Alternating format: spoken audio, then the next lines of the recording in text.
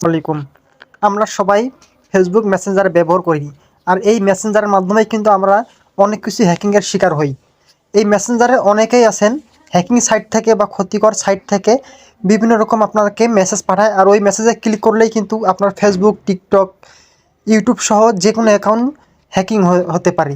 তাই আপনি আপনার মেসেঞ্জারে এমন একটি সেটিংস করে রাখবেন, যে সেটিংসটি করে রাখলে কোনো হ্যাকিং সাইট থেকে বা ক্ষতিকর সাইট থেকে কেউ যদি আপনাকে কোনো লিঙ্ক পাঠায়, তাহলে আপনাকে কিন্তু মেসেঞ্জার জানিয়ে দেবে যে এটা আপনার ক্ষতিকর সাইট থেকে মেসেজ পাঠানো হয়েছে।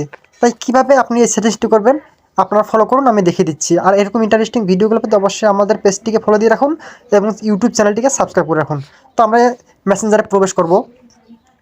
তো মেসেঞ্জারে প্রবেশ করার পর এই কর্নারে দেখবো যে 3টা থ্রি লাইন আছে, এই থ্রি লাইনের উপর আমরা ক্লিক করে দেবো।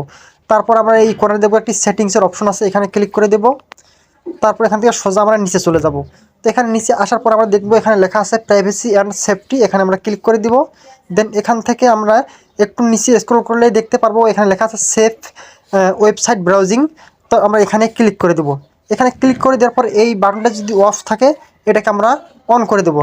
এটা সাধারণত এরকম অফ থাকবে, এটাকে ক্লিক করে দিলে এরকম সবুজ বাতি জ্বলবে, তাহলে বুঝতে হবে যে আপনার এটা অন আছে।